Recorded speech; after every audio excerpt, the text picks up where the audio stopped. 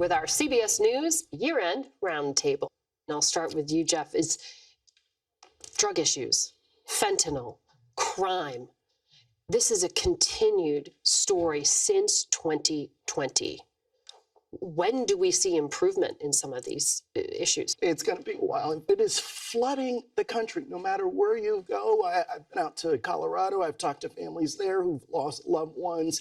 It's almost as if the American public doesn't get how deadly and potent fentanyl, this synthetic drug, they make it in a lab, they ship it in. It's hard to catch coming across the border, and it's seeping into every neighborhood in this country, no matter income, no matter where you live. And people it's in your neighborhood. They don't even know often that they're taking it. They don't know that think that they're taking some kind of generic drug or something they got off TikTok or, you know, Adderall, and you're seeing kids dying. I mean, it's now the leading cause of death in people 18 to 45. More than guns, more than car accidents. I mean, the statistics are incredible. And I think if we weren't talking about Trump and all these other issues, the Department of Justice, law enforcement, they would like to focus on fentanyl. That's really all they want to talk about these days is fentanyl, because it's having such a pervasively deadly effect. And Catherine, I mean, on that, but also gun violence, on just major city crime. When is there going to be an improvement? It's become such a potent political issue. I think it was very well said by Jeff. The thing that I feel like I keep coming back to at the end of this year is this question of radicalization and domestic violent extremism.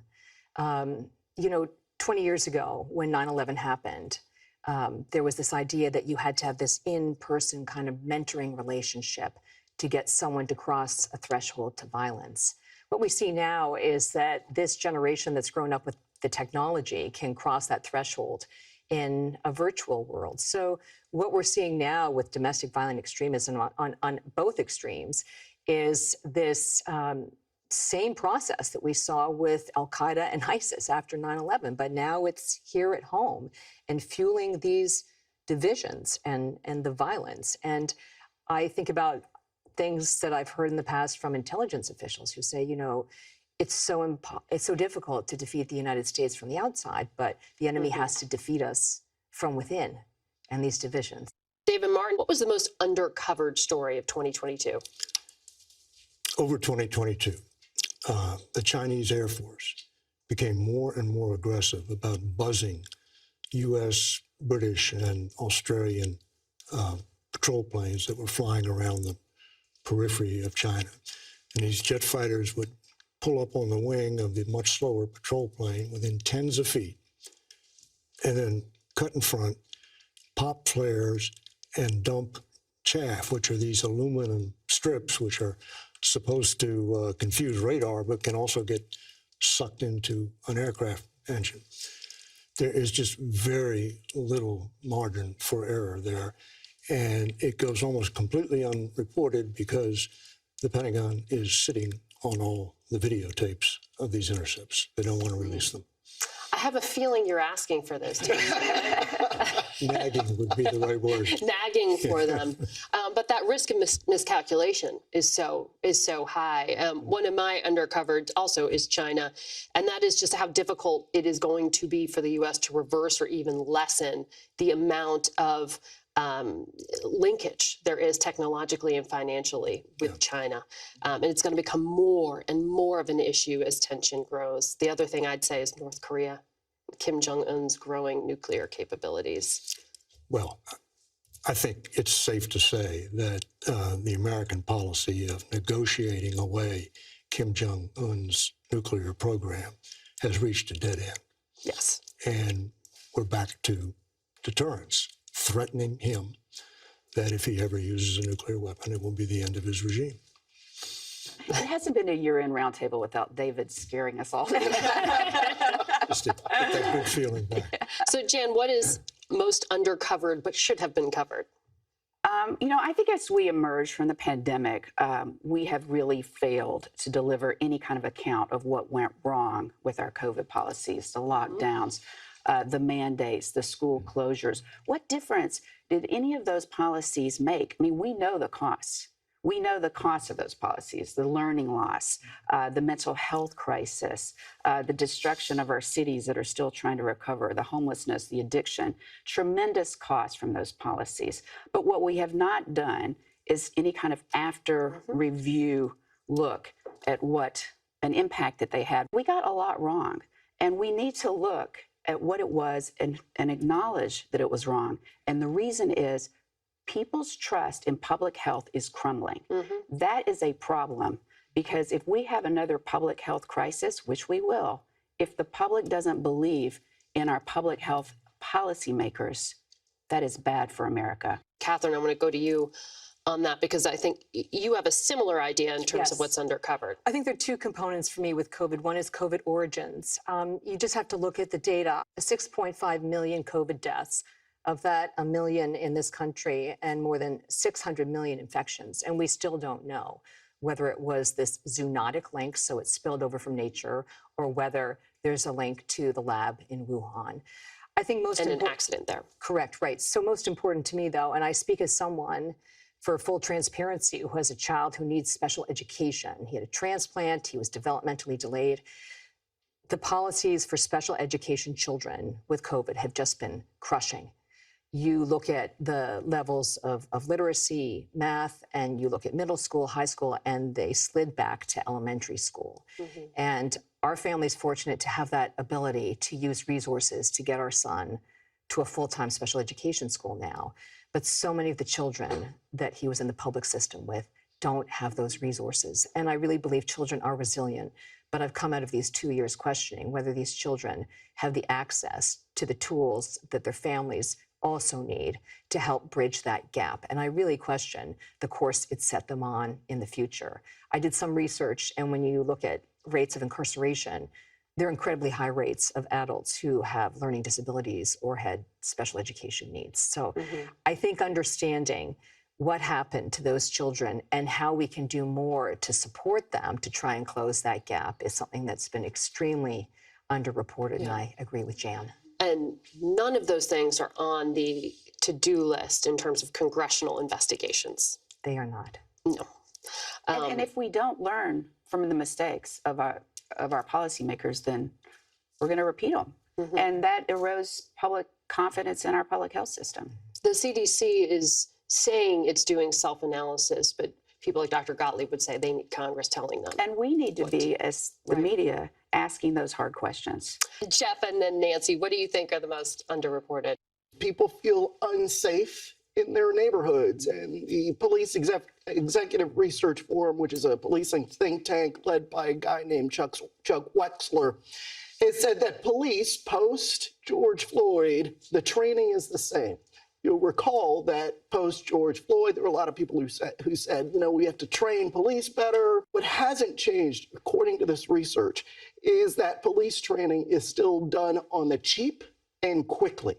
You know, so these young aspiring police officers are coming onto the force. They're facing more challenges on the streets than ever before. And yet the training, according to this Police Executive Research Forum, is lacking. I think that's an important story, especially given what police officers are facing day to day on the streets and what the community needs right now amid these spikes in crime. Nancy, you're underreported?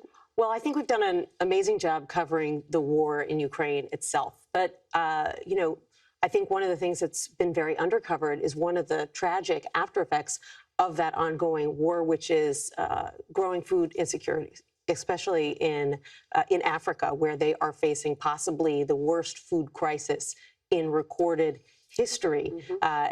You know, part of it has to do with the war in Ukraine and the reduction in grain and other crops coming from Ukraine and Russia, but it also has to do with the pandemic and the fact that a lot of aid dried up because countries had to redirect that aid, particularly European countries that are now dealing with energy crisis as a result of the war in Ukraine, and then climate change, which has had an incredibly destabilizing effect, particularly in Africa. They've missed 4 consecutive rainy seasons there. You've got 500,000 kids who are facing the prospect of famine in Somalia alone. This month, the president committed another $2.5 billion to help with the problem in Africa at the Africa Leader Summit here in Washington, D.C. But they're looking for way more than that, a lot of help from around the world, and it's just not clear right now whether they're going to get it. Well, that actually transitions into where I was going to go for predictions for 2023. So I'll take a point of personal privilege because my prediction has to do with Africa and the 54 countries on that continent. The White House is going to have to choose which ones it's going to get more involved with. And some of them are run by people that have very difficult human rights records. But the White House is going to have to make some decisions here because of the Green Revolution, because of the reliance on special earths and ingredients for the electric vehicles and other alternative energies. In the Democratic Republic of the Congo, they have 70% of the essential items like cobalt and lithium required for electric vehicle batteries. So this is a supply chain controlled by China, coming out of countries like the DRC. And the administration is going to have to make some difficult human rights choices, who they want to do business with in the course of going green.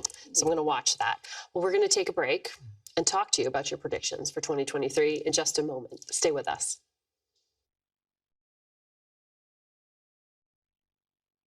David, what's your 2023 prediction? So the chairman of the Joint Chiefs, General Mark Milley, retires in 2023. I predict he will be replaced by the Chief of Staff of the Air Force, General C.Q. Brown, making him the second African-American after the late Colin Powell to become the highest-ranking military officer. And the current commander of Transportation Command, General Jacqueline Van Ovost, will become the next Chief of Staff of the Air Force, making her the first woman to ever sit on the Joint Chiefs of Staff. You can grade that later. David, I usually take what you say to the bank. Just do it on a curve. Okay. Jan? I don't think we'll have any retirements from the Supreme Court. That is not big news, right? No one thinks they're going to retire. But I see this Supreme Court staying intact, not only through the end of President Biden's first term, but if he were to be reelected, I do not think he gets another Supreme Court nomination. This court is this court. Whether it will be the court that is the longest in history of 9 justices to go without a change in membership, I don't know. That was 11 years. That was after Justice Breyer joined the court in 1994. But it will be this court for some time, so people can get used to some different rulings. Catherine? I think many Americans forget that there's still been no resolution to the 9/11 military prosecution at Guantanamo Bay, and we're entering a second year of negotiations between the military prosecutors and the attorneys for the defendants. I think this could be the year where there are plea deals in the 9/11 case for some or all of the men. So let's just let that sink in. I think it's going to mean the death penalty is off the table, and in return, there guarantees that the men will have certain medical care and that they will live out their sentences at the Guantanamo Bay prisons. That means that this goal of closing the prisons, which has been held by a couple of administrations, has run its course. It's not going to happen. Jeff? Fonnie Willis. Do you recognize that name? Georgia. You did. Georgia, Fulton County, the one sort of Trump-related investigation that's really flies under the radar. She's a tough prosecutor. She's been subpoenaing everybody connected to this case, powerful people in Washington. But my theory is that she doesn't care about the power in Washington. She knows she has power in Georgia. And I think my prediction is that she will bring the first charges related to President Trump. Remember, that was the call where he said, hey, Brad, 11,780, it's evidence on tape. Anybody else who said something like that would be in big trouble. Nancy? I predict that sometime in the first few months of 2023, President Biden will announce his bid for re-election. To me, it's not much of a mystery. This is what he has wanted to do his entire adult life for the last 50 years, is to be president of the United States. He feels good about what he's accomplished in his first 2 years, and I think it would take something very serious to cause him to change his mind about running again. I want to go to good news from 2022. I'll start. David, NATO is not brain dead. And the French president, Emmanuel Macron, once called it that. And the lesson from 2022 was that it's not. That's mine. That was my good news. Good news for the West. Good news for us, bad news for Putin. My good news is much more limited. Retired Army Major John Duffy, who received a long overdue Medal of Honor for leading, being the only American advisor leading a South Vietnamese battalion against an entire North Vietnamese division. He went in with 471 troops. He came out with 37. Wow. He did 4 combat tours in Vietnam.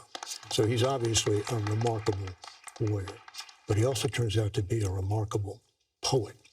And he wrote a poem about that battle, which is the single best account of combat I have ever read. So I know we don't do poetry readings on Face the Nation, but just let me give you a couple lines. Okay. The battle raged back and forth, the dying, wounded, moaning softly. Despair and hurt are common. Is this glory? We're lucky to have people who can fight like that and write like that. Well said, David. Jan? You know, that's hard to follow that. I know it is. But I'm going to follow it with a story of perseverance, inspiration, courage, and believing in yourself. And these are stories that we see in the world of sports. I think sports plays a valuable role in kind of bringing us together and emphasizing our common bonds. And one of the best stories in 2022 was Hansel Emanuel, who is a young man who lost an arm in an accident when he was a child, had it amputated, but never gave up on his dream of being a basketball star. He moved to the U.S. From the Dominican Republic, led his Florida high school to the state championship game, got a college scholarship to play basketball in college, and earlier this month scored his first points in a college basketball game with one of his signature thunderous dunks with his one remaining arm. And it is, to me, a reminder that if you believe in yourself, keep working, never give up, that you can do great things. That's also an incredible story, Jan. Thank you. Your good news, Catherine. Well, just to follow up on what David said, I've really had the honor of meeting a lot of service members this year who work in the shadows and do very high-risk work with no expectation of public acknowledgement, no expectation of medals, or even promotion. And I think that they just embody what is so great about this country. We have a phrase in our house, which is that these people really come from a different shelf of the library than the rest of us. And thank goodness for that. Jeff? It's so hard on my beat to find a good news story sometimes, but all right, so I went to Ohio. I was taken to a cigar shop it's Mason, Ohio, by the way, by this businessman, friend of mine, happens to be African-American. So I went, waiting for my flight. We sat down outside, and these two guys, we were dressed in suits, they were dressed in overalls. And they walked by and said, "Hey, how you doing?" I said, "Wow. Oh, okay." Because I'm not used to, in DC, stranger just kind of, it's like, whoa. I asked my friend, "What was that?" And there were two farmers, and he said, "That's the way it is around here. It doesn't matter who you are, where you're from. We just, they'll stop and sit." And they did stop and sit. We were talking about politics. We were talking about the state of the country and how great this country is. Then it turned because he started talking about COVID and how he lost his wife. It was really incredible, the conversation that these strangers from different worlds had. And as I was asked this question, what kind of positive can you bring to the table? To me, that is America. where you have all these people with different point of views come together, not fighting, smoking cigars, chatting on a beautiful day, and getting up, walking away and saying, hey, take care. Nice talking to you. A human connection. Mm-hmm. Nancy? My good news is related, and it's not really on my beat either, but I say this more as a mom. I think that this was the year that life got back to normal, or close to it. You know, at this time last year, Omicron was just emerging. In January of 2022, there were 1 million cases of COVID every day. Now we're down to about 150,000 a day, which isn't great, but it's better. And, you know, we're able to gather inside, we're able to travel much more easily. You know, it's not exactly life as we knew it before the pandemic, but it feels more normal for us and most importantly for our kids. So that's my good news. Thank you all for joining us and sharing your insights. And thanks to all of you. We'll be right back with a lot more Face the Nation, so stay with us.